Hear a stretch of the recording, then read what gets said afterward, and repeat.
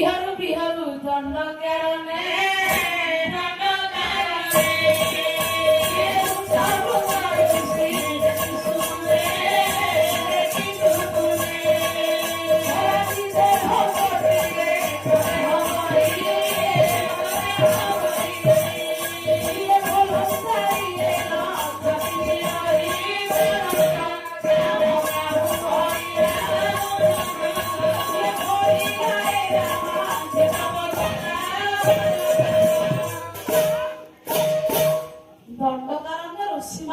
तपस्या बड़े भगवान को दर्शन कले सीधा सड़क जा भगवान रूप को देखी एमती भाविले गोटे कंदरक सौंदर्य को धरी पुरुष यार सौंदर्य कल्पना करा जाई पारे ना। अच्छा राम को प्रशंसा कले ये देह गोटे एक देह हुई आपन को साहित्य बुझे सीता को कौन प्रशंसा कले बन जो श्यामय कमला परिला रामाकित को गला पंडित सीता को एठी पंडित प्रशंसा करा गला बेले चरित्र को राम को सौंदर्य को प्रशंसा करा गला आमे तो किछि बुझी पारले नै आया ओडा स्वामी स्त्री जाउथिबे कोने स्वामी रो रूप को प्रशंसा करा जीवो कोने नारी चरित्र को प्रशंसा करा जीवो भंजमिति काहे कि लेखिले ओडिया भागवत पूर्व लिखिछन नै आया ओडा चरित्र परिधर नाई हजिरे राम कयो है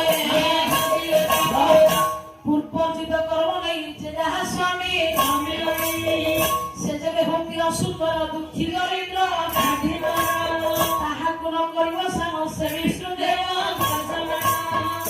नारी समाज को भंज टेकी छुंदी आया बोला हे मां माने गोटे नारी चरित्र सदाचारी न होले ताको उन्नत स्वामी दिया जीवनी आउ ताको भल पुओ झिली दिया जाय परिबो थिले ठाई पछे गुण होदा हां चरित्र नथिले समस्या भंज करे कथा केते यथार्थ हम बुझिबा भारतीय कवि आनिबा पडिते चाणक्य भारतीय कवि एसिना ओडिसा कवि ले हम मात्र गोटे काटी देबा भारत संस्कृति काटी परिबा बोला लक्ष्या माता दोषन तृतीय सर मूर्खदा और सदस्य कर्मवश दरिद्रदा अभाव भूमि निंदि जाति रंगिर बिना एसिया पुत्र निंदि चोर निंदि चंद्रमा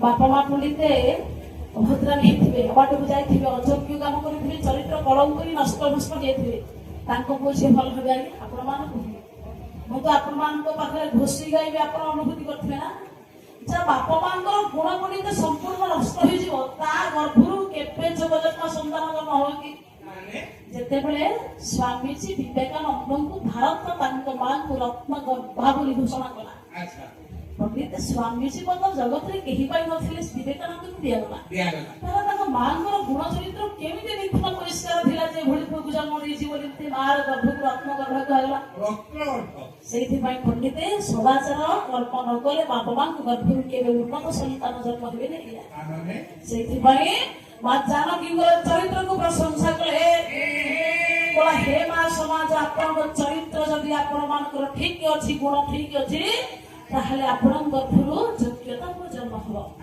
से माँ माने आपण माने ए जन्म रे जो स्वामी पाइछंती सेटा पूर्व जन्म कर्मर फल से कर्मर फल को आपण ज्ञान करि जदि अमृत स्वामी ग्रहण करिवे ताहले नरकरे मध्ये आपण को जागा मिलिबो नाही से नारी समाज को कहिले आपण को ओडिया भागवत ये पूर्व जन्म कर्म नहीं जे जहा स्वामी को मिले से जबे होंती असुंदर दुखी दरिद्र व्याधिकर माँ माने ताहांकु न करियो सान से विष्णु देव को समान स्वामी की विष्णु को भूली भावना करी तांकर कर्म फल बोली ताकु ग्रहण कर जो नारी स्वामी की निज कर्म फल बोली ग्रहण करी ताकु भगवान बोली मान्यता दिए ताहाले पुनी ताकु शक्तिशाली पतिव्रता बोली कहिबा नहले पंडित स्वामी पंडित आसन से नारी पंडित दिया जीवन जार चरित्र नष्ट हो जाए पंडित मंडली कवि सीता चरित्र प्रशंसा कला बेले राम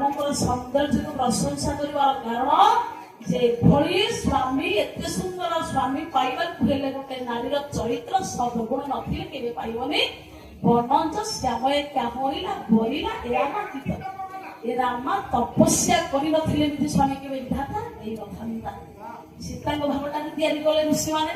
ଦେଖନ୍ତୁ ଆମ ସାହିତ୍ୟ ସେ ପୁରୁଣା କଥା, କିନ୍ତୁ ସାହିତ୍ୟକୁ ବୁଝେଇବା ଦରକାର। ବୋଲା ବିଧାତା ମକୁ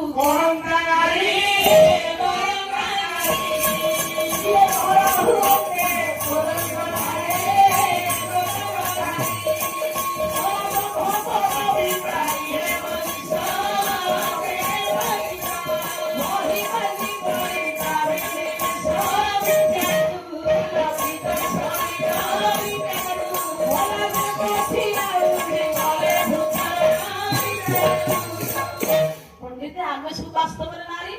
ଋଷିମାନ ଭାବିଲା ଆମେ ବାସ୍ତବରେ ନାରୀ ହେଲେ ହେଇଥାନ୍ତୁ, ପର ରୂପରେ କୋଦଣ୍ଡଧାରୀ ପୁରୁଷ ଆମର ସ୍ୱାମୀ ହେଲେ ହେଇଥାନ୍ତେ, ଆମେ ବାବାଜୀ ହେଇ କିଛି ଲାଭ ହେଲାନି। ଚାଲ ଗୋଟେ କାମ କରିବା, ସମସ୍ତେ ନାରୀ ହବା, ଏ ପୁରୁଷ ଆମର ସ୍ୱାମୀ କେମିତି ହବ?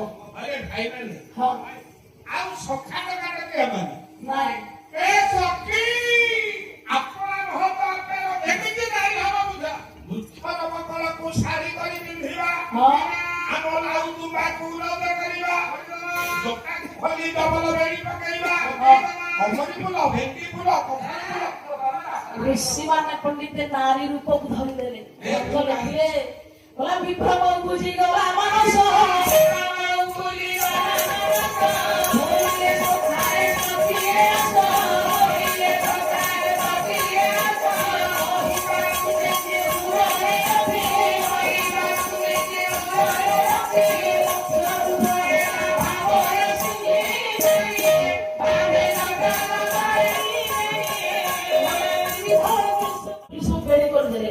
ଲାଉବାକୁ ରକ୍ଷସ କଲେ, ବୃକ୍ଷର କଣ କଣ ଶାଢୀ କରି ପିନ୍ଧିଲେ, ବୃକ୍ଷକୁ ଆଉଛି କି ଅନବରତ ଯଜ୍ଞ କୁଣ୍ଡରେ ସ୍ୱାହା କରୁଥିବା ବାବାଜୀ ମାନେ ଖାଲି ହାରାମ ହାରାମ ବୋଲି ଜପିଲେ।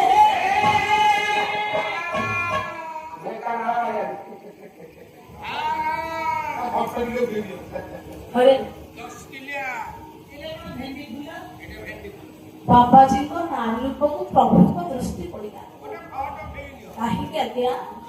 ମତେ ଯେ ହୃଦୟ ଭାବନ୍ତି ମୁଁ ତାକୁ ସବୁ ସମାନ କଲି, ମତେ ଚିନ୍ତନ୍ତି ପ୍ରାଣୀ ଯେତେ ସୁଖେ ତରନ୍ତି ସେ ନିଶ୍ଚିତେ, ଯେ ମୋର ଚରଣ ଚିନ୍ତ ସଂସାର ହୁଏ ନାହିଁ। ହରି ଭକ୍ତ ହରି ଚରଣେ ଯାର ସିଧା ତାକୁ ନ ଲାଗେ ତାହେଲେ ପଣ୍ଡିତେ ଭଗବାନଙ୍କର ପବିତ୍ରମୟ ଋଷିମାନଙ୍କୁ ଭଗବାନ ଦର୍ଶନ କଲେ। କେମିତି ଦେଖିଲେ? ଗୋଳା ବିହୁଥିଲେ ଯେ ଆହୁତି ଅଗ୍ନିର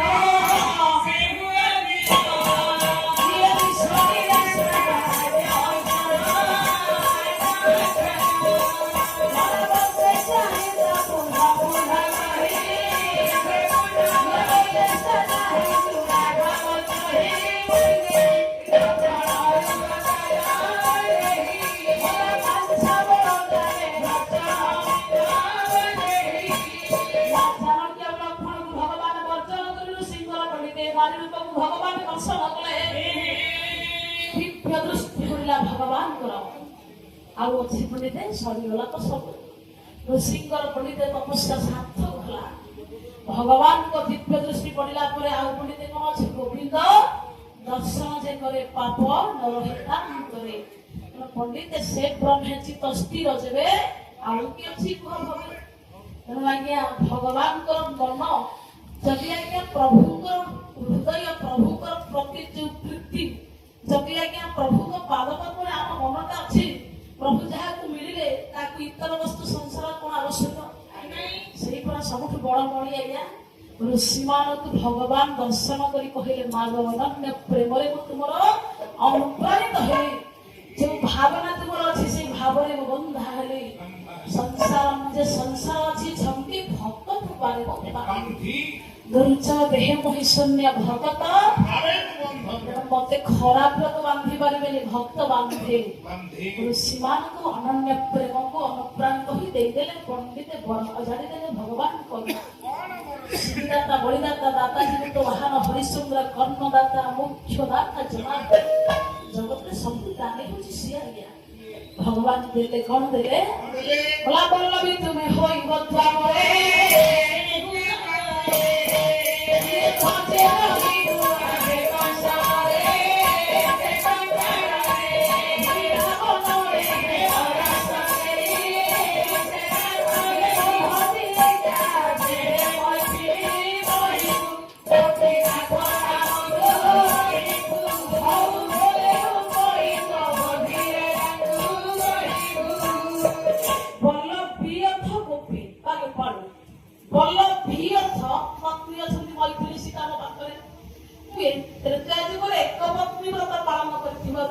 ତମେ ମୋ ସାନିଧ୍ୟ ପାଇପାରିବ ନା। ୟା ପରେ ଆସିବ ଦ୍ୱାପର, ମୁଁ ହେବି ଗୋପୀନାଥ। ବ୍ରଜେ ରହିବୁ ଆମ୍ଭେ କଂସ ସହିତ, କଂସକୁ ମାରିବା ପାଇଁ ବ୍ରଜପୁରେ ରହିବି। ତମ ସହିତ ବୃନ୍ଦାବନ ଭେଟ ହବ। ଅପ୍ରାକୃତ ପ୍ରେମ ପ୍ରଦାନ କରି ଏ ଜନ୍ମର ତପସ୍ୟାକୁ ମୁଁ ତୁମକୁ ଦ୍ୱାପର ଜୀବନରେ ଗୋପୀନାଥ ରୂପରେ ଦର୍ଶନ ଦେବି। ତାହେଲେ ପଣ୍ଡିତେ ଭଗବାନ କଥା ଦେଇଛନ୍ତି ତ୍ରେତୟାରେ, ଦ୍ୱାପରରେ କାର୍ଯ୍ୟକାରୀ ହବ କି ନାହିଁ କହ? ବିଧାତା ବିଧି ପଣ୍ଡିତେ ଲେଖିଲା ତ୍ରେତୟାରେ କଂସକୁ ମାରିବା ପାଇଁ ବ୍ରଜପୁରୀ ରହିବି। ତାହେଲେ ପଣ୍ଡିତେ ବିଧାତା ତ ଲେଖିଛି, କାମ କେମିତି ହବନି ଆଜ୍ଞା? ଭଗବାନ ବିଷ୍ଣୁ କହିଲେ ପ୍ରଭୁ ଆପଣଙ୍କ ଆଜ୍ଞାକୁ ଅପେକ୍ଷା କରିଥିଲେ, ଆପଣଙ୍କର ପୁଣି ଲେଖନୀ ଲେଖା ସରିଛି କଂସର ବଧ କେତେ ଆଜି ଗଲୁ। ହେ ପ୍ରଭୁ ଆପଣ ସମସ୍ତେ ଯାଆନ୍ତୁ, ମୁଁ କଂସକୁ ବିନାଶ କରିବା ପାଇଁ ଧରଣୀ ବକ୍ଷକୁ ଯିବେ। ମା ପୃଥିବୀଙ୍କର ଦୁଃଖ ଲାଘବ କରି ରାକ୍ଷସ ଗୁଡ଼ାକୁ ବିନାଶ କରି ରାଧାଙ୍କୁ ଅସ୍ତ୍ର ବାଟ ବଂଶୀକି ଏବଂ ମୋ କଂସକୁ ମାରିବା ପାଇଁ ଧରା ପୃଷ୍ଠର ଅବତୀର୍ଣ୍ଣ କରିବି, ତମେ ନୃତ୍ୟରେ ସମସ୍ତ ଯାଅ। ପଣ୍ଡିତ ଏତକ କହି ଭଗବାନ କୃଷ୍ଣ ସମସ୍ତ ଦେବତାମାନଙ୍କୁ ଆଶ୍ୱାସନା ଦେଇ ସାନ୍ତ୍ୱନା ଦେଇ ସ୍ୱର୍ଗପୁରକୁ ପଠାଇଲେ ବୈକୁଣ୍ଠ ପୁରକୁ।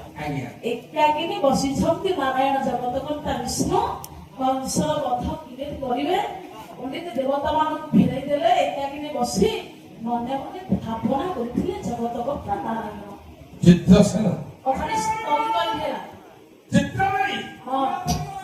ପ୍ରଭୁଙ୍କର ନିର୍ଦ୍ଦେଶ ହେଇଗଲା। ଏଇଟାରୁ ନିମିତ୍ତରେ କୃଷ୍ଣ ରୂପରେ ଜନ୍ମ ନେଇ ଦୁରାଚାରୀ କଂସକୁ ବିନାଶ କରିବେ। ସ୍ୱର୍ଗରେ ଅଛନ୍ତି ବ୍ରହ୍ମା ମେନକା ତିଲୋତ୍ତମା, ଅଷ୍ଟ ସର୍ବାଗର। ଏପଟେ ଭାଇମାନେ କହିଲେ ତମର ଯବାନ ନାହାନ୍ତି ବୋଲି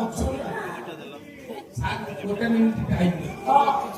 ଆଚ୍ଛା ଗୋଟେ ଅପସରା ଆଗସରା ଆଉ ଗୋଟେ ଗ୍ୟାସ୍ ଗ୍ୟାସ୍ ବଞ୍ଚି ରୁହ ମୃତ୍ୟୁ ପର୍ଯ୍ୟନ୍ତ, ବଞ୍ଚି ରୁହ ମୃତ୍ୟୁ ପର୍ଯ୍ୟନ୍ତ, ମୃତ୍ୟୁ ପର୍ଯ୍ୟନ୍ତ।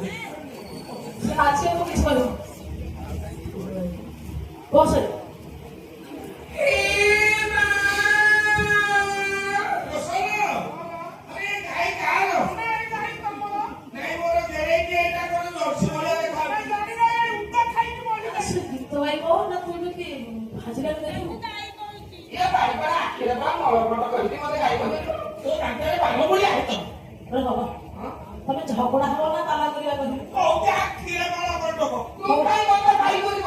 ସେମିତି ଉନ୍ନତ ଭାବରେ ନାଚିବ ନାଚର ମାଷ୍ଟର ଆଉ ନାଚ ସେ ଗାଈଗୋରୁ କହୁଛୁ ବସେ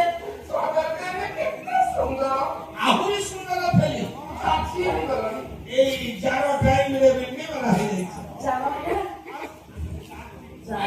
ଆରେ ଝାରେ ଝାନ୍ତି ଝରେ ମଧ୍ୟ ଝାର